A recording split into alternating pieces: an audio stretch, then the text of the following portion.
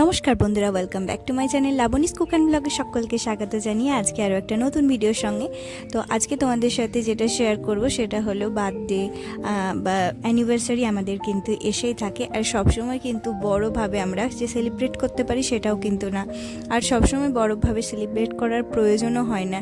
যদি বাড়িতে families time spend করতে চাই, আমরা একে অপরের সাথে সময় দিয়ে সেই বার্থডেটাকে কাটাতে চাই, তাহলে সেটা আরও বেশি অনেক বেশি সুন্দর হয়।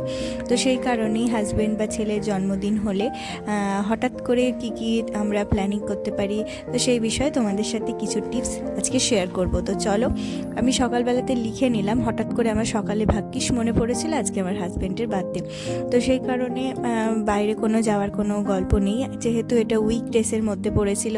তো সেই কারণে দুপুরবেলাতে লাঞ্চ আমি আমার ছেলের জন্য তৈরি করে নিলাম। তো আলু বিনস ভাজা আর একটা ডাল, টক দই এইসব দিয়ে এখন সাধারণ একটা লাঞ্চ করে নেব, কারণ লাঞ্চটা সেরে নেওয়ার পরে 4-5 ঘন্টা খাওয়া দাওয়ার কোনো ব্যাপার থাকে না, সেই টাইমটা একটা লম্বা টাইম পাওয়া যায় যে কোনো একটা প্রিপারেশন করার জন্য। কিন্তু তো আমাদের প্রতিদিনের যে সমস্ত কাজ সেগুলো তো করতেই হবে, তো তাছাড়াও এই এক্সট্রা কাজগুলো করার জন্য একটা ফ্রি টাইম আমরা এই টাইমটা পেয়ে যাই।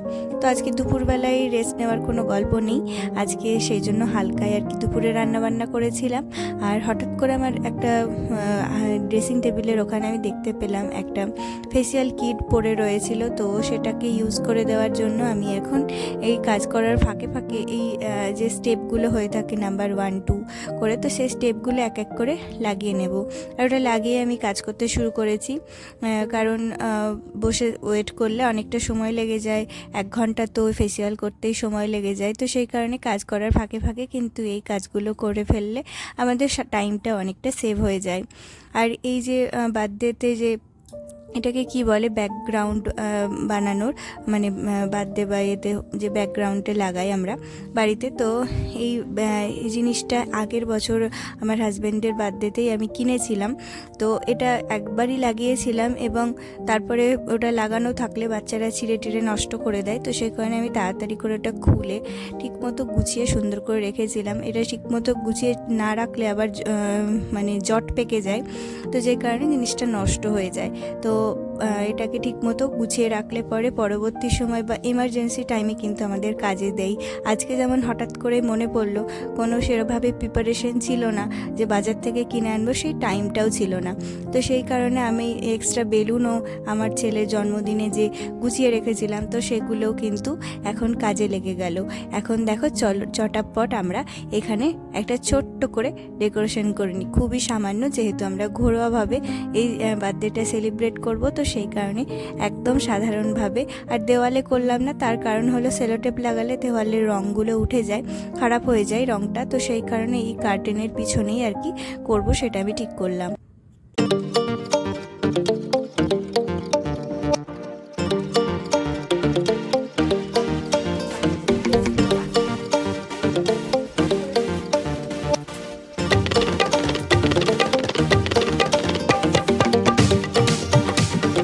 তো এই বেলুনগুলোও কিছুদিন আগে আমার ছেলের বার্থডে হয়েছিল, তখন এই বেলুনগুলো এক্সট্রা হয়ে গেছিলো, বেঁচে গেছিলো। তো আমি আবার এগুলোকে লুকিয়ে রেখেছিলাম, কারণ বাচ্চারা পেলে এগুলো নষ্ট করে দেয়। তো ইদানিং এই বেলুনগুলো তো নষ্ট করবে, এবং তার সাথে সাথে আরও কিছু পেয়েছে, সেগুলোও নষ্ট অলরেডি করে ফেলেছে। তো গুছিয়ে রেখে দিয়েছিলাম যে হঠাৎ করে এমার্জেন্সি টাইমে কাজে লেগে যায় আমাদের। তো এবারে চলো প্রিপারেশন করার পালা, কি খাবার দাবার বানাবো সেটা আমি লিখে নিয়েছিলাম যে কি করা যায়। তো সেই অনুযায়ী আমি এখন নান বানাবো বলে ঠিক করেছি। তো নানটা কিন্তু এবারে প্রথমবার বানাচ্ছি, এর আগে কখনো আমি নান বানাইনি। তো একজনের আমার রিলেটিভ পাশে আর কি থাকে প্রতিবেশী, তো তার বাড়িতে আমি খেয়েছিলাম, খুব সুন্দরও বানিয়েছিল। তো ওর কাছ থেকে ফট করে জেনে নিলাম যে কী করে বানিয়েছিল। তো তারপরে সেই মতো এখানে টক দই, একটু বেকিং সোডা, এই সমস্ত দিয়ে আর 1-2 চামচ মতো তেল, লবণ, চিনি সব কিছু দিয়ে এই আটাটাকে মাখবো। আর ময়দার করে অনেক সময়, তো আমরা বাড়িতেই যেহেতু বানাচ্ছি তো সেই কারণে আর ময়দার করলাম না, কারণ ময়দা জিনিসটা তো খাওয়া অতটা ভালো না।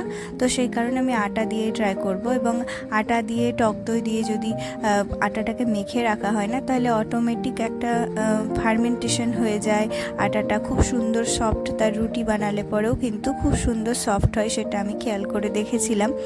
তো চলো প্রথমবার এই নান কেমন হয় তোমাদের সাথে শেয়ার করব। আর আটাটা মাখার সময় আমি এখানে গরম জল ব্যবহার করেছিলাম, তোমরা চাইলে গরম দুধও কিন্তু ব্যবহার করতে পারো।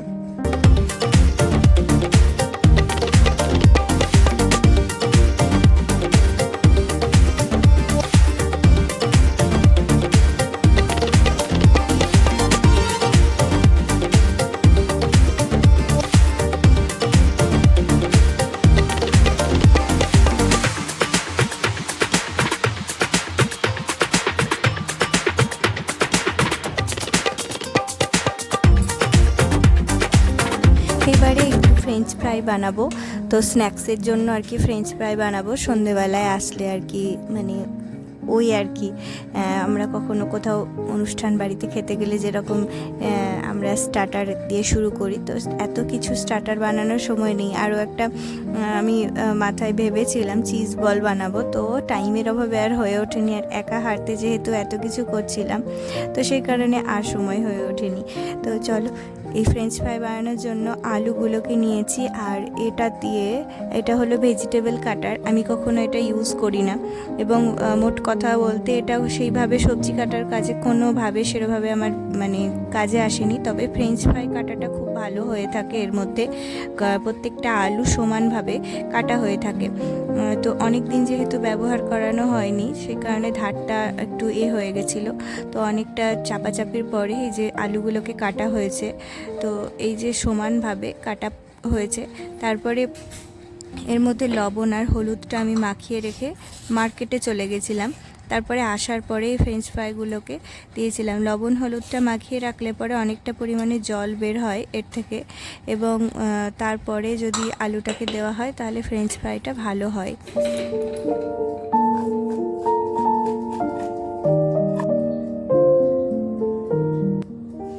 অল্প একটুখানি তেল দিয়ে নিলাম, এবার ভালো করে মেখে রেখে ঢাকা দিয়ে আমি মার্কেটে গেছিলাম। মার্কেট থেকে কেক এবং আর কি কেনার ছিল, মিষ্টি, এই সমস্ত কিছু কেনার ছিল। তো জিনিসগুলো কিনে নিয়ে চলে আসার পরে আমি এটা এয়ার ফ্রায়ারের মধ্যে এটাকে দিয়ে দিলাম, এটা হতে থাক। আর ওদিকে আমি নানগুলো বানিয়ে নেব, আর তার সাথে ডিনারে আর কি আমরা পনিরের একটা আইটেম করব, তো পনির বাটার মশলা টাইপের আর কি করব।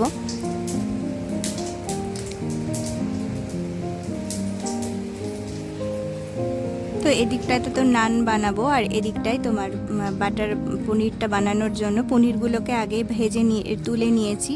তারপরে গোটা গরম মশলা, জিরে, শুকনো লঙ্কা ফোড়ন দিয়ে তারপরে একটা পেঁয়াজ, আদা, রসুন এই সমস্ত কিছুর আর কি কড়াইয়ে হালকা নাড়িয়ে, কাজু আর চারমগজ সব কিছু দিয়ে একসাথে নাড়িয়ে ঠান্ডা হয়েছিল, তারপরে মিক্সিতে পেস্ট করে নিয়েছিলাম, সেই পেস্টটা এখন দিয়ে দিলাম।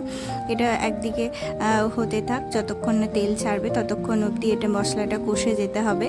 আর তারপরে এদিকে নানগুলোকে বানিয়ে নিচ্ছিলাম। ওপরে নানের ওপরটাতে কিছু একটা দেয়, তো প্লেন নান করিনি, একটু গার্লিক বাটার নান করতে গিয়েছিলাম, তো যে কারণে রসুন কুচি, ধনেপাতা কুচি আর তিল দেয় ওপরে। তো কালো তিল আমার কাছে ছিল না, তাই সাদা তিল এখানে দিচ্ছিলাম। তারপর হালকা প্রেস করে একটু বেলে নিয়ে উল্টো করে নেব এটাকে, তারপরে উল্টো দিকে হালকা জল লাগিয়ে তাওয়ার উপরে দিতে হবে।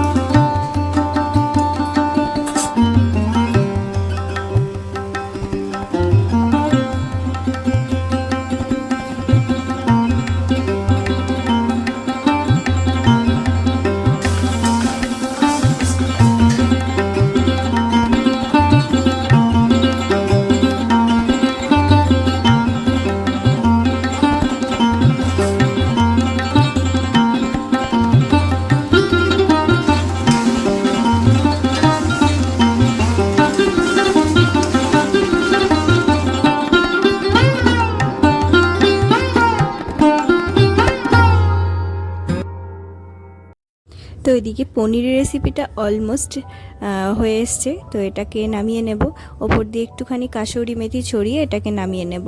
আর ওদিকে কিন্তু বাঙালির জন্মদিন মানে কিন্তু পায়েসটা হয়েই থাকে, তো ওদিকে পায়েস আমি কিন্তু রেডি করেছিলাম। আর এদিকে স্ন্যাক্সের জন্য দেখতে পেলে তোমরা ফ্রেঞ্চ ফ্রাই বানিয়েছিলাম, মেন কোর্সে বানিয়েছি নান আর একটা পনিরের রেসিপি, আর পায়েস থাকছে, শেষ পাতে মিষ্টি, আর ওয়েলকাম ড্রিঙ্কস বানিয়ে নেব। চলো এখন তো ওয়েলকাম ড্রিঙ্কস বানানোর জন্য লেবুগুলোকে কুচি করে নিয়েছি আর পুদিনা পাতা নিয়েছিলাম ভালো করে ধুয়ে, ওটা দিয়ে তারপর স্ট্রবেরি নিয়ে একটুখানি এই যে হামনদিস্তার এটা দিয়ে ভালো করে চেপে নেব। তারপরে লবণ, গোলমরিচের গুঁড়ো এই সমস্ত দিয়ে, বিট লবণ সমস্ত কিছু দিয়ে অর্ধেকটা জল, খাবারের জল, অর্ধেকটা কোল্ড ড্রিঙ্কস মিশিয়ে একটা ওয়েলকাম ড্রিঙ্কস বানিয়ে নিয়েছি। তো এখানে স্ট্রবেরির জায়গায় অন্য যে কোনো ফল ব্যবহার করতে পারো, কমলা লেবু দিয়েও ভালো লাগবে, বা অন্য ফলের যদি ফল না থাকে, ফলের ফ্রুট জুস যদি থাকে ফ্লেভার থেকে থাকে, সেগুলো দিয়েও কিন্তু বানিয়ে নিতে পারো। তো এখন বার্থডেটা সেলিব্রেট করে নিই।